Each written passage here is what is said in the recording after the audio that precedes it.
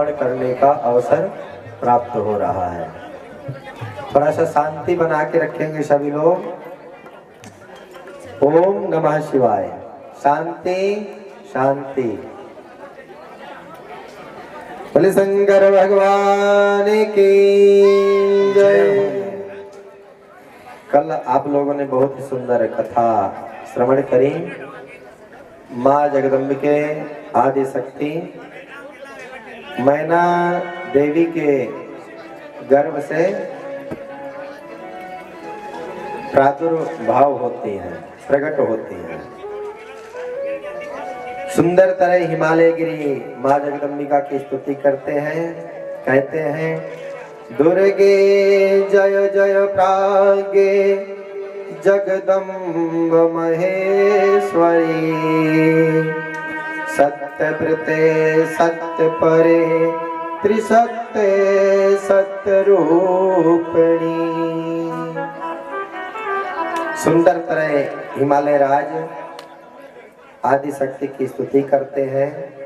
माँ भगवती सत्यव्रते सत्य परे त्रिसत्य सत्य रूपिणी, जो सत्य को अपने ऊपर धारण करती है, सत्य के लिए, सत्य के विजय के लिए आपने अवतरित हुई है, सत्य की रक्षा करने के लिए आई है। आपके चरणों में कोटि कोटि प्रणाम है, वंदना है। सुंदर तरह बधाई गाते हैं, बधाई लुसाते हैं, बहुत आनंदित होते हैं। हिमगिरी राजा हिमालय सभी देवता लोग माँ आदि शक्ति की स्तुति करते हैं। जगदम्ब महादेवी सर्वसिद्धि विनायिनी सर्वसिद्धि विधायिनी देव कार्य कतरी त्वं हि सदा तस्त्वां नमामहे। सभी देवता लोग बोलते हैं माँ आप देवताओं का कार्य करने के लिए, देवताओं के कष्टों को निवारण करने के लिए आप यहाँ पर आई हैं। आपके चरणों में कोटि कोटि प्रणाम है, वंदना है। और सुंदर तरह माँ भगवती जगदम्बिका की स्तुति करते हैं। शैल राज बड़ आदर कीन्हा शैल राज बड़ आदर कीन्हा पद पखार पर आसन दीना। श्री राम जय राम जय जय राम श्री राम जय राम जय जय राम। शैल राज बड़ आदर कीन्हा पद पखार पर आसन दीना। शैलराज सुंदर माँ भगवती के पैर पखारते हैं।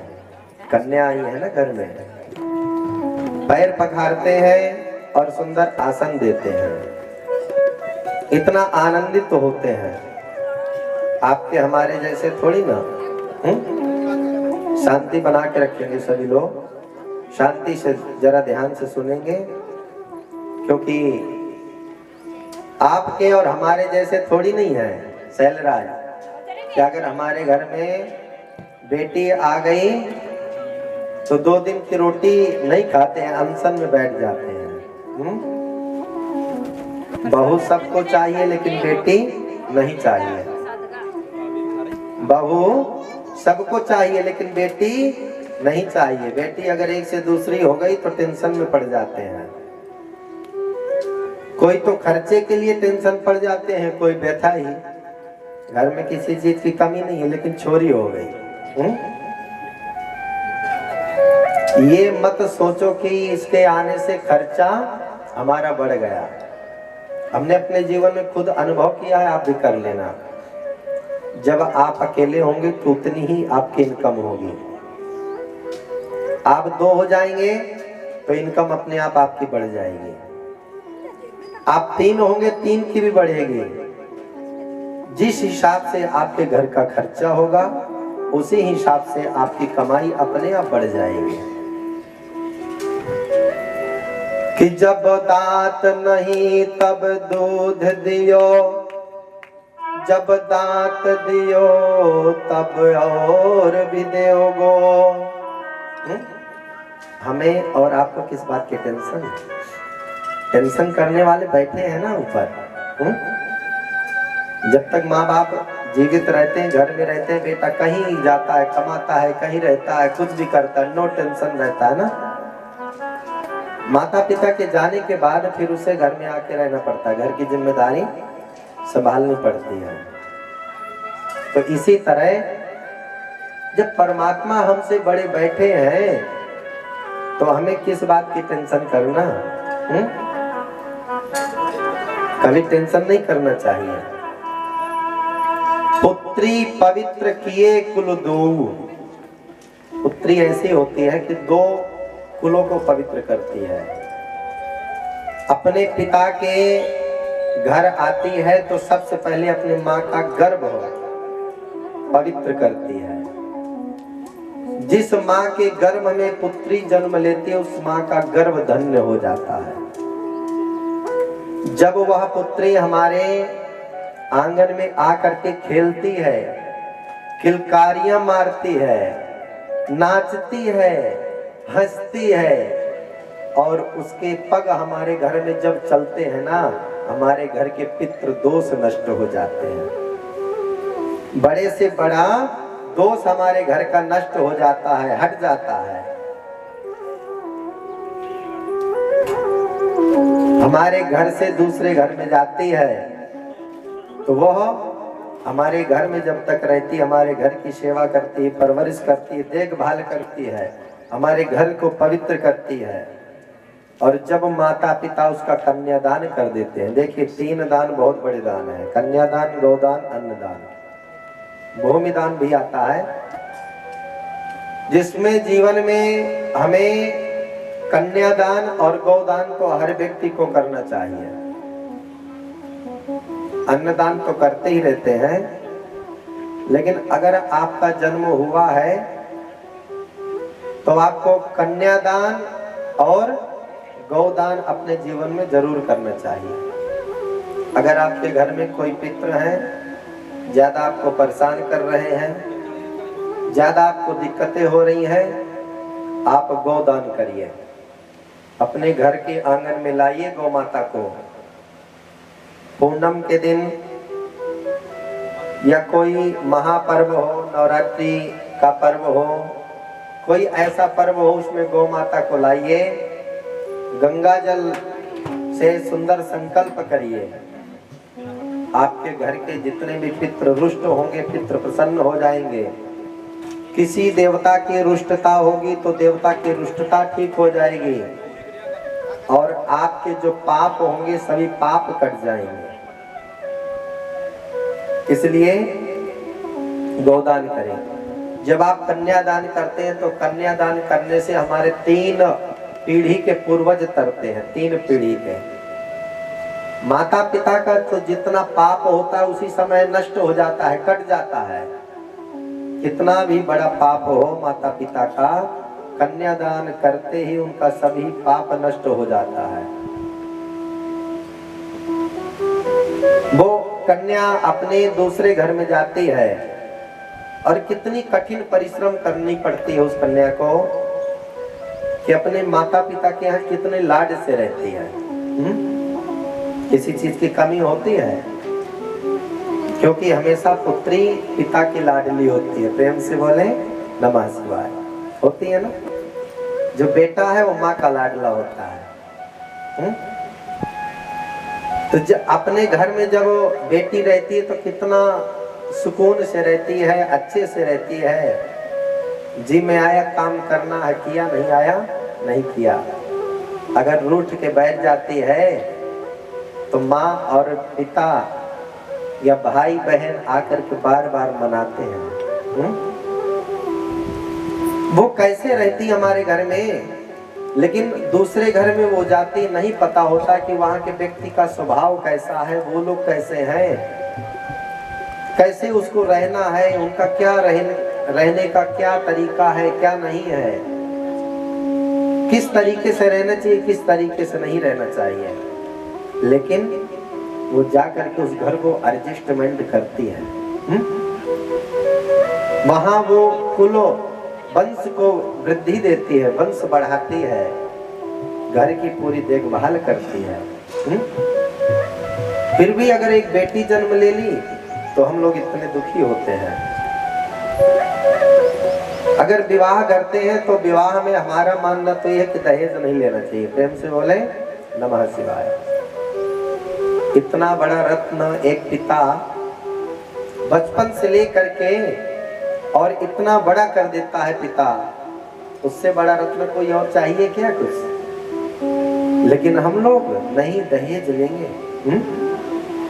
दहेज की प्रथा बंद करनी चाहिए। दहेज मत लेना। कौन कौन नहीं लेंगे दहेज?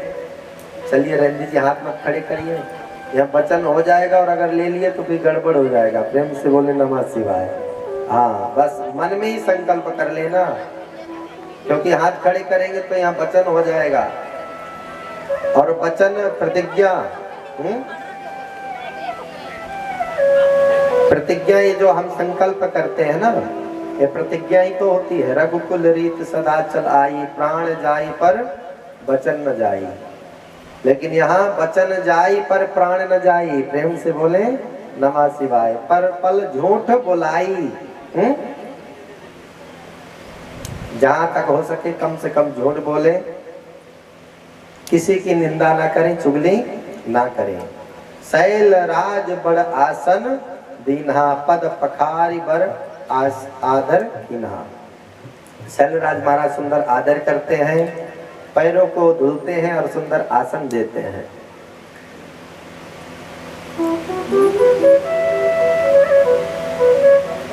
सुंदर तरह माँ भगवती सुंदर उपासना करती हैं।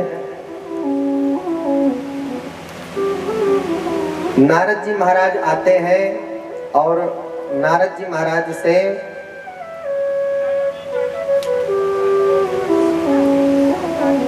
पिताजी कहते हैं कि ऋषिवर आप आए हैं, तो आप आकर के क्या है देखो। कह रहे हैं क्या है देख लो जरा। श्री राम। नारद जी आए तो पिताजी कहते हैं कि गुरुवर आप हमारे पुत्री का भविष्य बतलाइए। तो नारद जी महाराज कितना सुंदर भविष्य बतलाते हैं। कहते हैं कि श्री राम जय राम जय जय राम, श्री राम जय राम जय जय राम, श्री राम जय राम जय जय राम, श्री राम जय राम जय जय राम। कहा मुनि बिहस गूढ़ मृदुबानी, सुता तुम्हारी सकल गुण ठानी। श्री राम जय जय राम, श्री राम जय जय राम।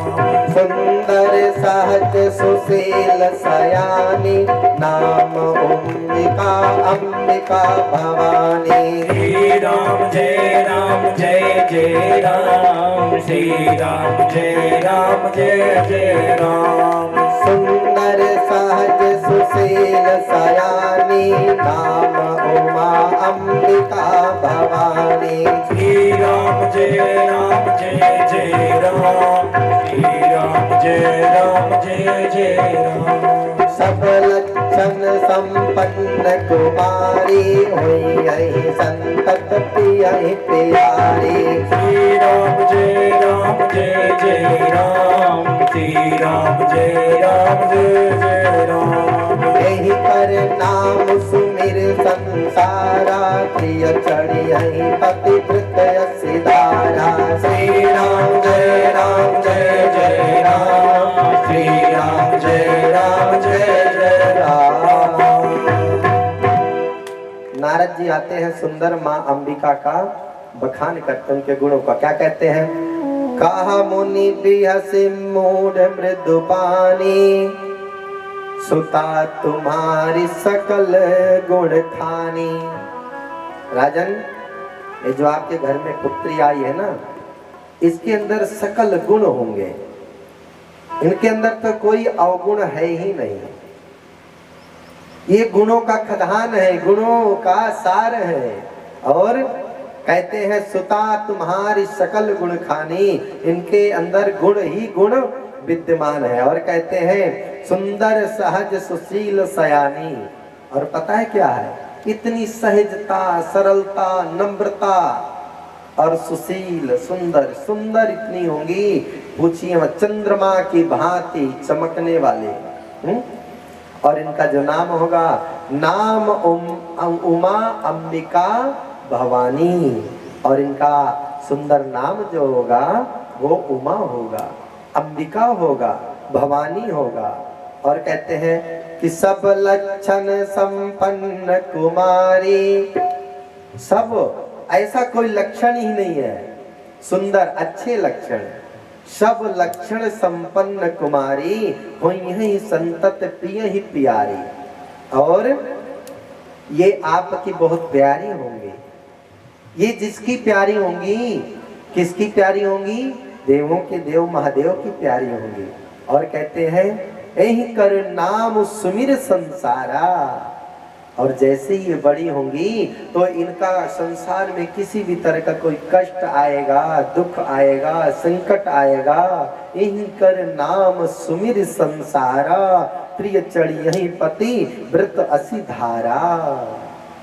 जितनी भी पति व्रता स्त्रियां होंगी, जितनी भी संसार में कोई भी प्राणी होगा, वह इनका स्मरण करके, इनका सुमिरन करके अपने सभी संकट को दूर कर सकेगा। और कहते हैं हिमालय गिरी कहते हैं कि इनका विवाह किसके साथ होगा? तो बाबा क्या कहते हैं कि जोगी जटिल अकाम मन, नगन अमंगल बेश, अस स्वामी यही कहाँ मिलही परिहस्त असिरे। क्या कहते हैं नारद जी? बहुत ही सुंदर बखानी की है। जोगी जटिल अकाम मन, इनके जो पति होंगे ना वो जोगी होंगे, जटिल होंगे, अकाम होंगे, जिसके अंदर कोई काम की वासना ही नहीं होगी, चाह की कोई वासना नहीं होगी, जोगियों के तरह चलने वाले होंगे, एक जगह नहीं रहने वाले होंगे, संसार में विचरण करने वाले होंगे, माया मोह से परे होंगे। और जिन पर अस स्वामी यही कहाँ मिलही। और कहते हैं कि ऐसे स्वामी इनको कहाँ मिलेंगे? मिली परी हस्त असिरेख, ऐसी रेखा बनी हुई है इनके हाथ में कि जिनके नाम लेने से ही अमंगल हट करके मंगल हो जाता है। भगवान गुरुदेव भगवान ने कहा कि ऐसे तो इस संसार में और तो कोई है नहीं, एक ही है, भूत बावन भोलेनाथ। जैसे ही मैना देवी ने सुना, कौन है? भूत बावन भोलेनाथ। नारद जी कहते हैं होई नम्र सा देव ऋषि भाषा, उमा सो बचन हृदय धरि राखा। श्री राम जय राम जय जय राम, श्री राम जय राम जय जय राम। जगति पर अनेक जग माही, यही कहाँ शिव तज दूसर नाही। श्री राम जय राम जय जय राम, श्री राम जय राम जय जय राम। कहते ऐसा वर तो संसार में और कोई है ही नहीं जो इनके रेखा में लिखा है, जो रेखा कहती है। जो जटिल है, अकामी है, जिनके आते ही, जिनका नाम लेते ही अमंगल मंगल में बदल जाता है। ऐसा तो वर कोई और है ही नहीं, भोले बाबा ही है। माँ पार्वती सुंदर नारद जी को प्रणाम करती हैं। नारद जी कहते हैं कि भोले बाबा अकामी है, उनको प्राप्त करना सहजता नहीं है। भक्ति रूप में तो प्राप्त कर सकते, जब चाहे तब मिल जाएंगे। कण कण में शंकर है। जहां देखेंगे हर मन मन में शंकर बसते हैं। जहां याद करोगे वहीं पर शंकर आएंगे। लेकिन पति रूप में बहुत सहजता नहीं है। पार्वती को कहते हैं कि आप भगवान शिव की तपस्या करिए। माता पार्वती से नारद जी कहते हैं कि तप बल रचय प्रभंज विधाता, तप बल विष्णु सकल जग त्राता। श्री राम जय जय राम, श्री राम जय जय राम। तप बल शंभु करहि संघारा, तप बल से सुधरहि महिधारा। श्री राम जय जय राम, श्री राम जय जय राम। कहते तप के बल पे हम कुछ भी असाध्य कार्य भी साध्य कर सकते हैं। हमारे अंदर तप तो हो, लेकिन निष्कामी तप हो। अगर कामी भी है तो कोई बात नहीं, आपकी कोई कामना है, तपस्या तो करिए। ये नहीं कि ये शरीर मिली है तो इसको क्या करना है, बढ़िया गर्मी आई तो एसी में सोना है, ठंडी आई तो हीटर में सोना है, काम से कोई मतलब नहीं, इसको आराम दो, आराम आराम। इसको जितना हो सुला लो। जिस दिन चले जाओगे उस दिन तो इसको सोना ही सोना है, फिर इसको नहीं जगना है। किराए का घर मिला है ये, और ये किराए का घर मिला है, इसका प्रयोग कर लो, उपयोग कर लो, वरना दोबारा जल्दी नहीं मिलने वाला है। और इस किराए के घर में ना तो पैसा देना पड़ता है ना कुछ देना पड़ता है। इसकी जैसी आदत डालेंगे इसको आराम, तो ये आराम ही मांगेगी। ये नहीं कहेगी शरीर नहीं मुझको, आपको काम पे लगाओ। और अगर इसको काम पे लगाएंगे तो ये काम करेगी शरीर। इसको आराम कम दो, लेकिन ये नहीं कि दिन भर काम पे लगे रहो। अगर काम करना है तो एक है भजन करिए। जो काम करना हो क्या है, भजन। भजन में अपना ये समय लगाइए। सो करके अपना जीवन मत बिताइए, भगवान के प्रति अपना लगन लगाइए। ये हमारे मन की जो लगन है परमात्मा के प्रति होना चाहिए। तप बल रचई प्रपंच विधाता, तप के ही प्रभाव से परमात्मा अनेकों प्रकार के संसार बनाते हैं। तप बल विष्णु सकल जगत्राता, और तप के ही प्रभाव से, तप के ही बल से भगवान विष्णु पूरे संसार को की रक्षा करते हैं। तप बल शंभु करहि संघारा, और उसी तप के ही प्रभाव से भगवान भोलेनाथ पूरा संहार करते हैं।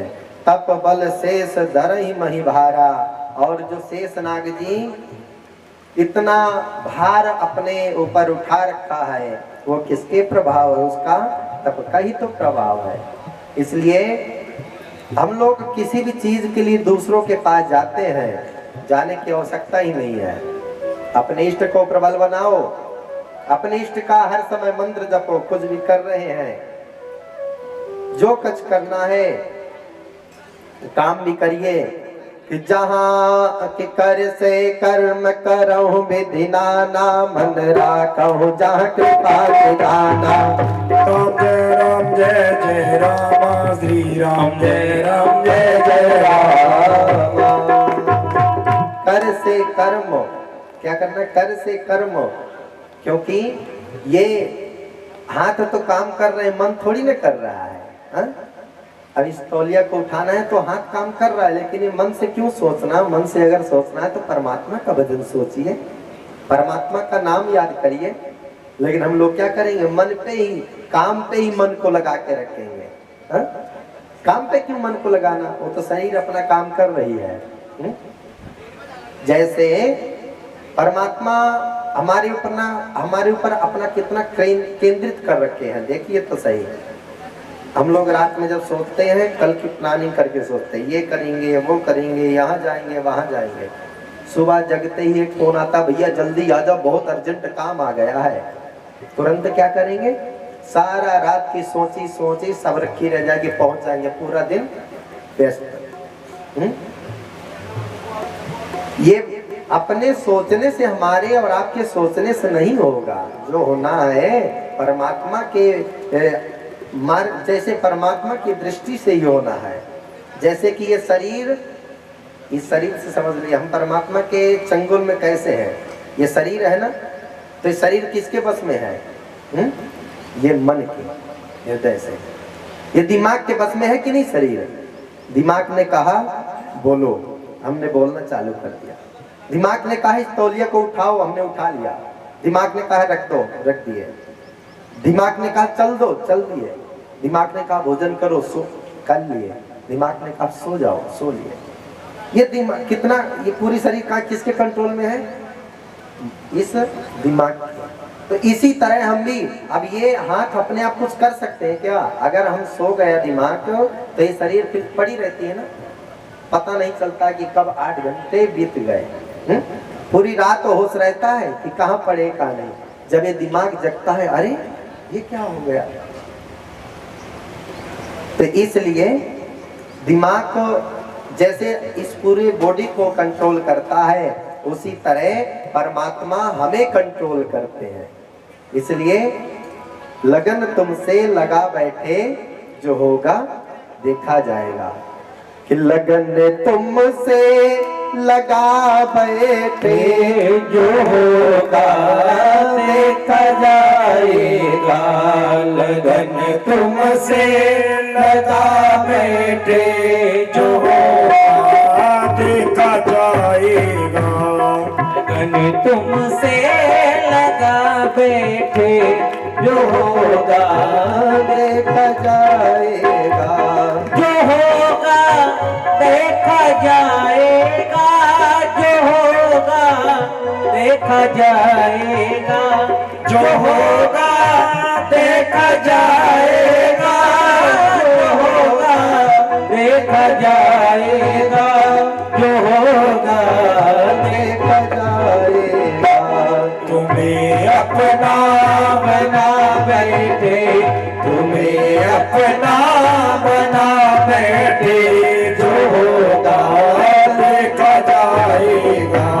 लगन तुमसे लगा बैठे, जो होगा देखा जाएगा। जय हो शंकर भगवान की। ताली के साथ।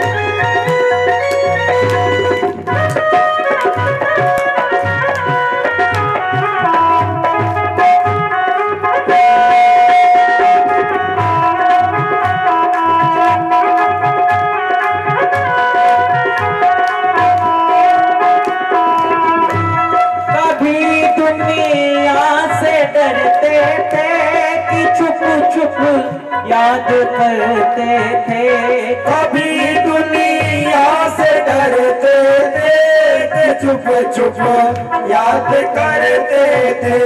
कभी दुनिया से डरते थे, कि चुप चुप याद करते थे, कि चुप चुप याद करते थे। वो अब पर्दा, लो अब पर्दा उठा बैठे, जो होगा देखा जाएगा। लगन तुमसे लगा बैठे, जो होगा देखा जाएगा। जो होगा देखा जाएगा। जो होगा देखा जाएगा। जो होगा देखा जाएगा। देखा जाएगा। जो होगा देखा जाएगा। तुम्हें अपना बना बैठे, तुम्हें अपना बना बैठे, जो होगा देखा जाएगा। लगन तुमसे लगा बैठे, जो होगा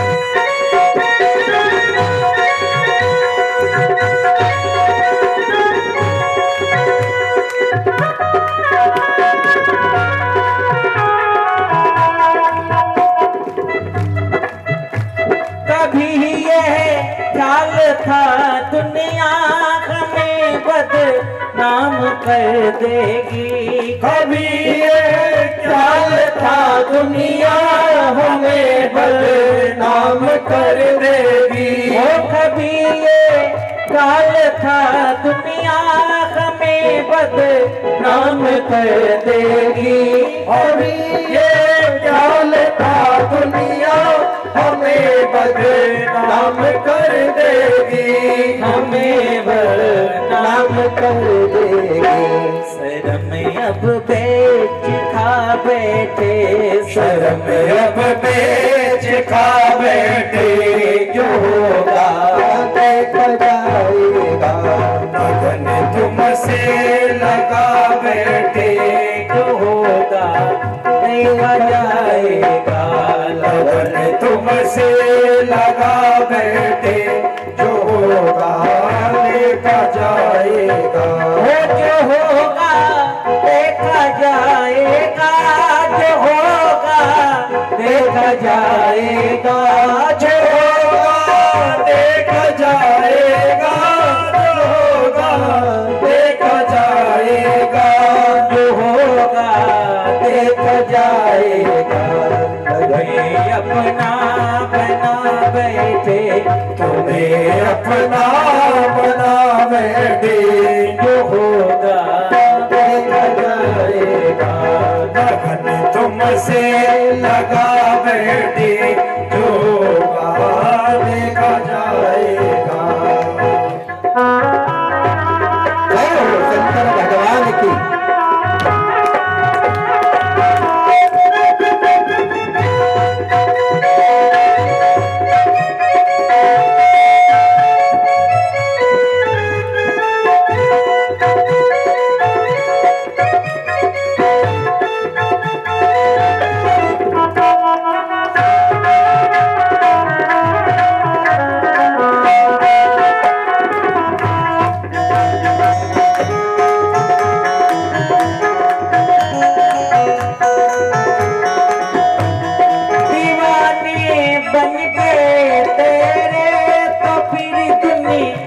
से क्या मतलब, दीवाने बन गए तेरे तो फिर दुनिया से क्या मतलब। दीवाने बन गए तेरे तो फिर दुनिया से क्या मतलब। दीवाने बन गए तेरे तो फिर दुनिया से क्या मतलब। तो फिर दुनिया से क्या मतलब। तेरी गलियों में आ बैठे, तेरी गलियों में आ बैठे। तेरी गलियों में आ बैठे, तेरी गलियों में आ बैठे। जो होगा देखा जाएगा, लगन तुमसे लगा बैठे। जो होगा देखा जाएगा, हो जो होगा देखा जाएगा। जो होगा देखा जाएगा, जो होगा देखा जाएगा। जो होगा देखा जाएगा, जो होगा देखा जाएगा। तुम्हें अपना बना बैठे, तुम्हें अपना बना बैठे। जो होगा देखा जाएगा, लगन तुमसे लगा बैठे। जो होगा देखा जाएगा, जो होगा देखा जाएगा।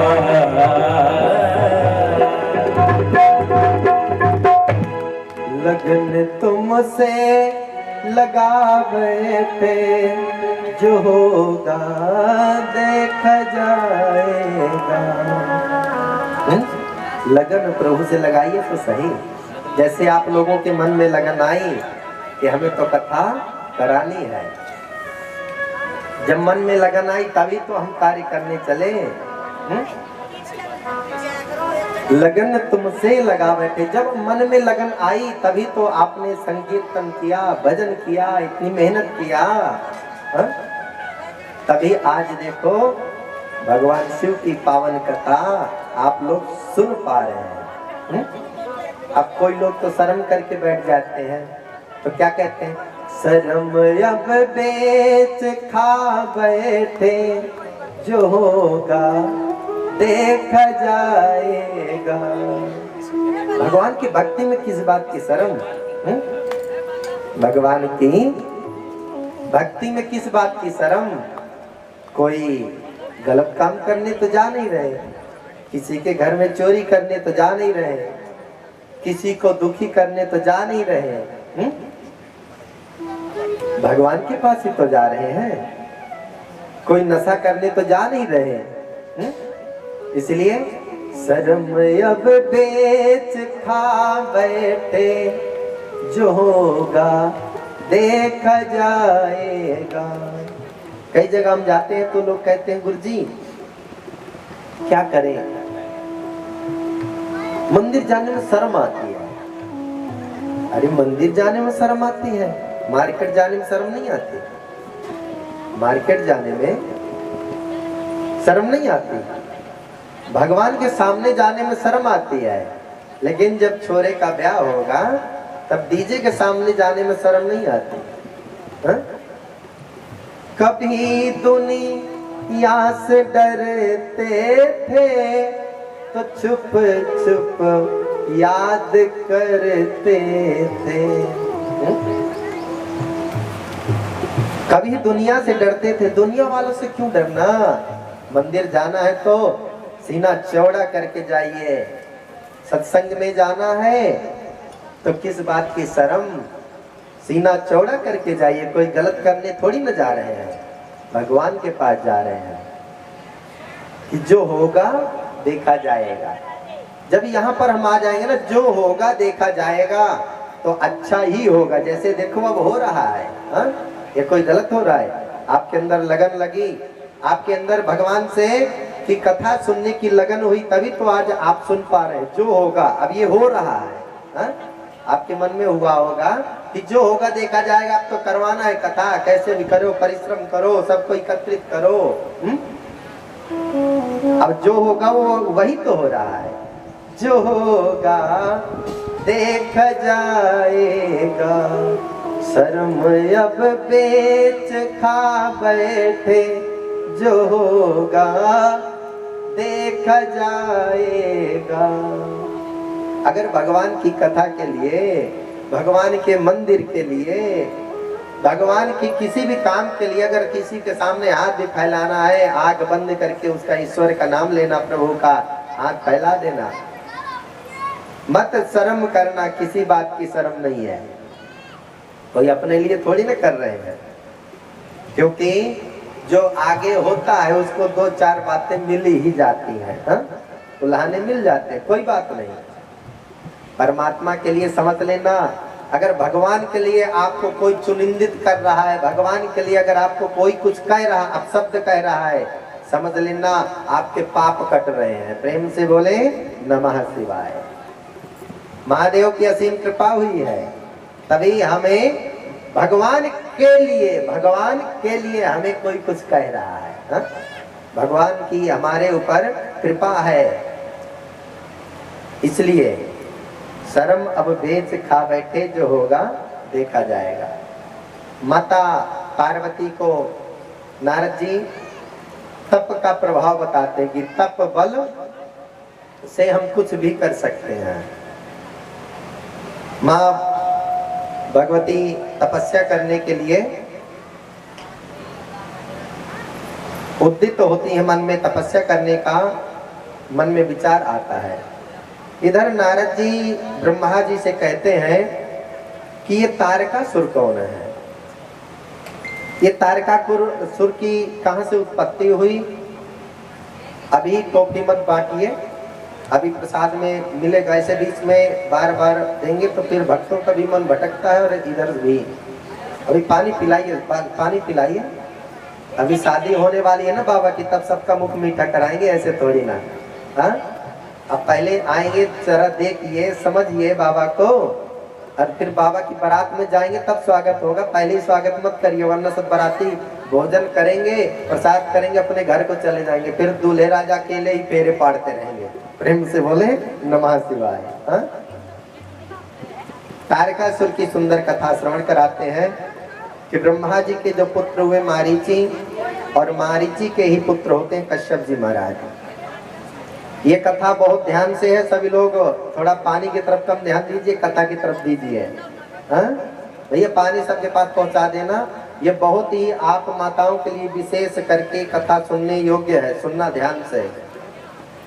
कश्यप जी महाराज की 13 पत्नियां, जिसमें से दिति नाम की जो उनकी पत्नी है, वो कश्यप महाराज के पास आती हैं और कहती हैं कि मुझे कोई ऐसा पुत्र प्राप्ति का ऐसा कोई व्रत बताइए, ऐसा कोई मंत्र बताइए, ऐसा कोई यज्ञ बताइए जिसको करने से बहुत परम प्रतापी और पराक्रमी मुझे पुत्र प्राप्त हो। कश्यप जी महाराज ने पयो व्रत बताया। पयो व्रत, यह व्रत कब किया जाता है, किस लिए किया जाता है? अगर आपको अच्छा एक भक्त पुत्र चाहिए या पुत्री चाहिए, बलवान सूरवीर यशस्वी पुत्र चाहिए, तो ये पयो व्रत करिए। भगवान का अंश आपके गर्भ में आए, भगवान की कृपा आपके ऊपर हो कि जो माँ के बच्चे ना हो रहे हों, जिनके गर्भ नहीं हो रहे हैं, बेटा नहीं हो रहा है या संतान हो नहीं रही है, उनके लिए विशेष ये व्रत है। यह व्रत मार्गशीर्ष के कृष्ण पक्ष के प्रतिपदा से किया जाता है और कार्तिक के पूर्णिमा तक यह व्रत करना चाहिए और व्रत की तरह करना चाहिए। उपवास, व्रत को एक शब्द बोलते हैं उपवास। हम लोग कर तो लेंगे व्रत और भावना क्या रखेंगे, आज मेरा व्रत है, कोई बोलना मत, लेकिन दिन भर चुगली करेंगे। प्रेम से बोले नमः शिवाय। आज तो व्रत है, बात मत करना कोई ज्यादा, लेकिन मन ही मन पड़ोसी को गाली देंगे। हा? मन ही मन दूसरे को उल्टा बातें बोलेंगे। जिस दिन व्रत हो बिल्कुल शांत मन होना चाहिए। उपवास, अपने मन को परमात्मा पर आश्रित कर देना चाहिए उस दिन, तभी व्रत का फल मिलता है। यानी कि भोजन किए नहीं, दिन भर काम करते रहे, चुगली करते रहे, फल इतना नहीं मिलने वाला है। अगर व्रत का सही मायने से आप व्रत का फल चाहते हैं तो जिस भी देवता का व्रत करना हो, पूरे दिन मन ही मन उस देवता का मंत्र जप करते रहिए। उस देवता का मंत्र जप करते रहिए पूरे दिन और किसी को भी कटु वचन मत बोलिए। अगर आप किसी को गाली दे देते हैं, आप किसी पर क्रोध कर देते हैं, आप किसी को अपशब्द बोल देते हैं, तो वो व्रत का जितना भी तप होता है वहीं पर आपका चला जाता है। कभी भी किसी को अपशब्द नहीं बोलना चाहिए। हमने देखा कई माताएं लोग क्रोध में आकर के कह देती हैं अपने बच्चे को कि जा तू मर जा, जा तुझे ऐसा हो जाए। हम लोग बोल देते हैं ना गुस्सा में, बात नहीं माना तुझे ऐसा हो जाए। कभी नहीं बोलना चाहिए, कभी भी नहीं बोलना चाहिए ऐसा, क्योंकि 24 घंटे में कुछ समय के लिए, हमारे 1 सेकंड के लिए हमारे जिह्वा पर माता सरस्वती का वास होता है। और जिस समय हमने वो शब्द बोला है, क्या पता मां सरस्वती का वास हो और बात सत्य हो जाए, फिर क्या कहेंगे? ऐसी एक बहुत सुंदर कथा आती है। पिता और पुत्र दोनों रहते थे निचकेता। निचकेता और पिता दोनों साथ रहते थे। तो निचकेत महाराज जो है वो अपने पिता की बहुत अच्छे से बात मानते। पिता जो कहते वही बात मानते। एक दिन पिता बाहर कहीं जा रहे थे, किसी काम में बिजी थे, और वो जो बेटा था वो रोज कहानी सुन करके सोया करता था। बेटे को नींद आ रही थी, माँ थी नहीं। तो पिता काम में बिजी थे, बार बार बेटा आता, कहता पिताजी मुझे आप कहानी सुना दीजिए, लोरी सुना दीजिए, मैं सो जाऊं, मुझे नींद आ रही है। पिताजी कहते बेटा कुछ देर रुको, आता हूँ। फिर दोबारा आए, फिर से बोले कुछ देर रुको। जब कई बार आए और आकर के वो बेटा खड़ा हो गया, जिद करने लगा, नहीं चलो नहीं चलो। उसने बोला जा, सोने से अच्छा तू मर जा। क्रोध में आकर के पिता ने बोला, और बेटा गया, हकीकत में ही सोया और वो मर गया। जब पिता का काम खत्म हुआ, वो आए और आकर के देखे तो यहाँ बेटा मरा पाया। बहुत रोया, बहुत रोया।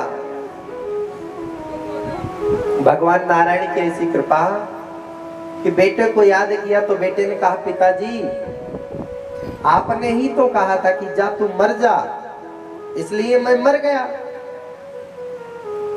मैं तो जो आप कहते, मैं तो आपकी आज्ञा का पालन करता हूँ, मैं आपकी आज्ञा का पालन करता हूँ। आपने कहा मर जा, इसलिए मैं मर गया। तो इसलिए कभी भी किसी के भी लिए, पड़ोसी भी, अगर उसका कोई नुकसान होगा तो हमारा कम से लाभ होने वाला है। प्रेम से बोले नमः शिवाय।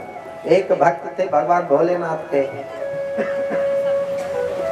भगवान भोलेनाथ की तपस्या की है। भोलेनाथ प्रसन्न हुए, बोले मांगो वरदान, क्या चाहिए? बोले भोले बाबा और कुछ नहीं चाहिए, आप मुझे कोई ऐसी चीज दीजिए कि मैं उसको बजाऊं और उसको, उससे मैं बोलूं जो चीज वो चीज मेरे पास आ जाए। भोलेनाथ ने कहा ठीक है, मंजूर है मुझे, लेकिन एक शर्त है कि आप जितना मांगोगे, आपसे आप एक चीज मांगोगे तो आपके पड़ोसियों की डबल हो जाएगी। बोले ठीक है, कोई बात नहीं। भोले बाबा ने शंख दिया। बोले तुम्हें जो भी चाहिए हो ये शंख बजाना और फिर बोल देना कि ये चीज मुझे चाहिए, वो चीज आपको मिल जाएगी। वो भैया गए, रात में बढ़िया सोए, सुबह जल्दी जगे, शंख की पूजा किए, भगवान भोलेनाथ की पूजा किए और सुबह जगे, शंख बजाया और बोले मेरे घर में, मेरा घर टूटा फूटा है, बढ़िया कोठी बन जाए। भाई की एक कोठी, पड़ोसी की डबल डबल कोठी। पड़ोसी तो बिल्कुल मालामाल हो गए बगैर मेहनत किए। भाई को बड़ी जलन हुई कि तपस्या मैंने किया, फल ये लोग ले रहे हैं, बताते हैं अभी। भाई की शादी नहीं हो रखी थी, शंख बजाया मेरी शादी हो जाए। अब भाई की एक, पड़ोसियों के दो दो बीवियां। प्रेम से बोले नमः शिवाय। भाई ने कहा ये काम तो बढ़िया हो गया। फिर से अगले दिन भाई ने फिर से शंख बजाया और कहने लगे कि मेरे घर के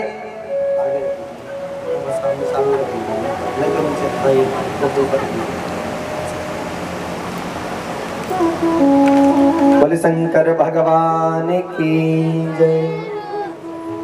भाई ने कहा कि मेरे घर के आगे एक कुआं हो जाए। जितने भी दरवाजे हैं, दरवाजों के आगे एक कुआं हो जाए। खुद के घर के आगे एक कुआं और पड़ोसियों के घर के आगे दो दो कुआं। पड़ोसी परेशान, निकले कहां से। फिर दोबारा शंख बजाया, बोला मेरी एक आंख फूट जाए। उसकी एक आंख फूटी, पड़ोसियों की डबल डबल चली गई। बेचारे कूद कूद के बाहर घर से निकले, कुएं में जाके मर गए। तो ऐसे ऐसे भी पड़ोसी मिल जाते हैं, ध्यान देना। प्रेम से बोले नमः शिवाय। तारका माता दिति ने पयोव्रत किया। पयोव्रत करना चाहिए। अगर तब आप चाहते हैं कि मेरे बेटे का भाग्य अच्छा रहे, मेरा बेटा राजा बने, किसी को भी कामना हो कि मेरा बेटा राजा बने, सूरवीर हो, बलवान हो, ताकतवर हो और उसका हर जगह पर्चा लहराना चाहिए। पयोव्रत करना, भगवान की कृपा होगी और भगवान की कृपा होगी तो जो पुत्र होगा, जो भी संतान होगा, पुत्र होगा या पुत्री होगी, वो बहुत सूरवीर होंगे, बलवान होंगे। किसी चीज के कोई कुंडली दिखाने की जरूरत नहीं पड़ेगी, वो अपनी कुंडली खुद रच के आएंगे। इसलिए पयोव्रत कब से चालू होता है? बताइए। मार्गशीर्ष के कृष्ण पक्ष के प्रतिपदा से कार्तिक के पूर्णिमा तक यह व्रत चालू होता है। इस व्रत का जो नियम है, किस मंत्र का जप करना चाहिए, कौन सी कामना है, वो सब हम आपको हमारा यूट्यूब चैनल है पंडित शैलेश कृष्ण शास्त्री जी, ये जो नाम लिखा है इसमें वीडियो डाल देंगे। अब ऐसे एक एक लोग पूछेंगे तो किसको बताते रहेंगे। वीडियो डाल देंगे और वो आप समझ लेना, जो ना समझ में आए तब फोन कर लेना, प्रेम से बोले नमः शिवाय, पहले उसको समझ लेना, ठीक है। अच्छी तरह से समझा करके वीडियो हम अभी नहीं, नवरात्रि के बाद, अभी तो समय नहीं मिल पाएगा, नवरात्रि के बाद वीडियो डाल देंगे। पयोव्रत किया, उसमें से एक सुंदर वज्रांग नाम का पुत्र जन्म लिया। वज्रांग नाम का पुत्र जन्म लिया, ब्रह्मा जी की तपस्या किया, ब्रह्मा जी से उसने वर मांगा कि मुझे कोई ऐसा पुत्र दीजिए जो अजेय हो, जिस पर काल का कोई असर ना जल्दी हो सके, कोई उसे मार ना सके और बहुत पराक्रमी हो, बहुत बड़ा वो ताकतवर हो। ब्रह्मा जी ने वरदान दिया।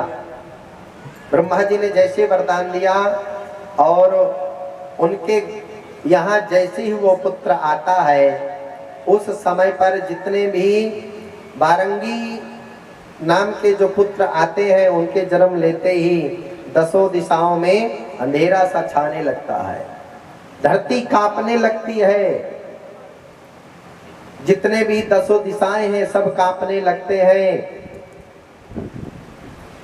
श्रृंगला और उलूट नाम की अग्नि दहकने लगती है, जितने भी पंछी हैं सभी पंछी चुप बैठ जाते हैं, घबरा जाते हैं, पूरे संसार में हाहाकार मच जाता है। और उसी बीच में तारक नाम का दैत्य अपनी माँ से आज्ञा लेकर के वह ब्रह्मा जी की तपस्या करने जाते हैं। ब्रह्मा जी सुंदर प्रसन्न होते हैं। ब्रह्मा जी ने आशीर्वाद दिया, वर मांगा उसने कि मैं ताकतवर हूँ और मुझे सिर्फ एक ही ऐसा, पहले तो वर मांगा कि आप मुझे ऐसा वर दीजिए कि कोई संसार में मुझे मार ना सके, मेरी मृत्यु ना हो। ब्रह्मा जी ने कहा सुनो मेरी बात, इस संसार में जो जन्म लिया उसको तो मरना ही है, ऐसा नहीं कि कोई नहीं मरेगा, जो जन्मा है उसको तो न एक दिन मरना है। इसलिए मैं एक व्यक्ति पर आपकी मृत्यु नियुक्त कर दूंगा, आप किसी का भी नाम ले दीजिए। उसने तुरंत दिमाग लगाया कि भोले बाबा का विवाह होगा नहीं, जब विवाह होगा नहीं तो बेटा कहाँ से आएगा, बेटा कहाँ से आएगा तो मेरी मृत्यु नहीं होगी। उसने तुरंत कह दिया कि भगवान शिव के जो पहले पुत्र होंगे उन्हीं के हाथों मेरी मृत्यु हो, ऐसा आप वरदान दीजिए। ब्रह्मा जी ने ऐसा ही वरदान दिया। इधर जैसे उसने वरदान पाया, आता है अपनी राक्षसी सेना लेकर के, पूरे देवताओं को पीड़ित करता है, इंद्र से घमासान युद्ध होता है और त्रिलोकी का राजा बन गया। सभी देवताओं को पीड़ित किया, सभी लोग परेशान, सभी देवता लोग मिल करके भगवान ब्रह्मा जी के पास जाते हैं। भगवान ब्रह्मा जी से कहने लगे कि इस तारकासुर का उद्धार कैसे होगा, ये तारकासुर हमें इतना परेशान कर रहा है।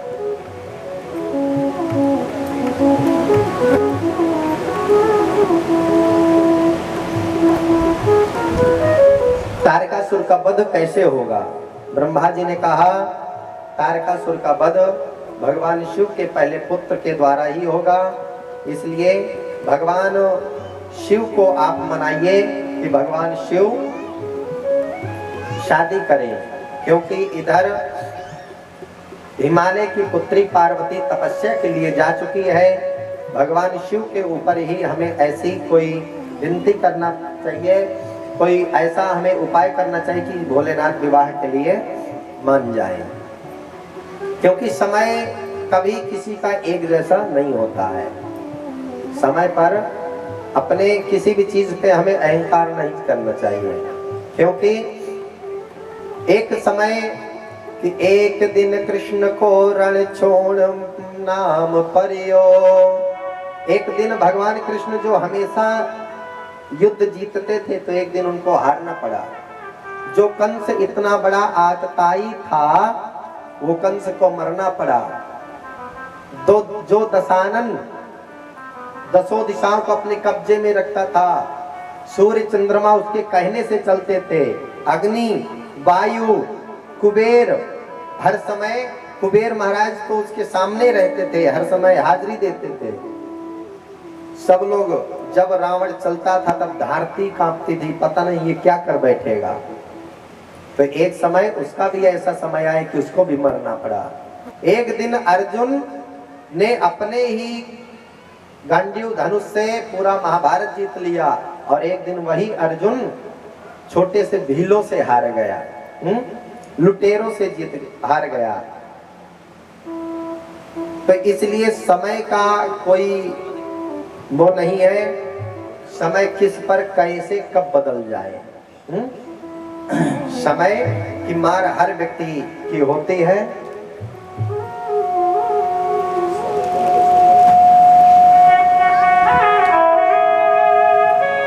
कदे कदे तो गादड़ा शू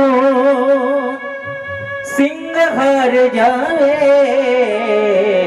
जय हो। समय को भरोसो कोनी कद पलटी मार जावे। समय को भरोसो कोनी कद पलटी मार जावे।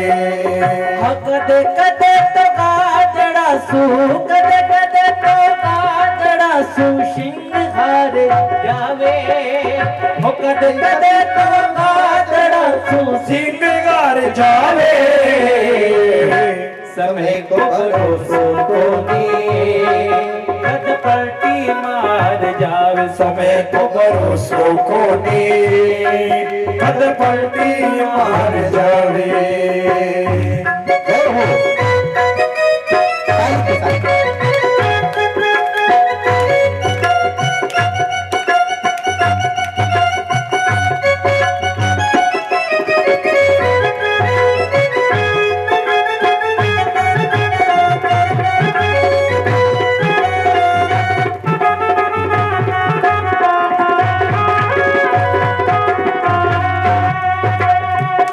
वशिष्ठ महामुनि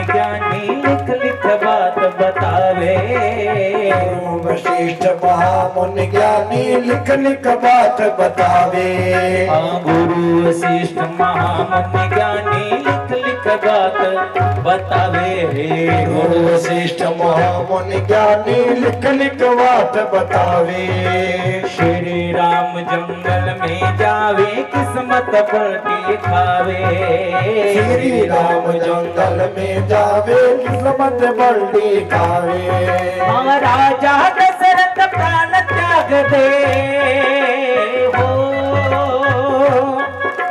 राजा दशरथ प्राण त्याग दे आत लगानी पावे।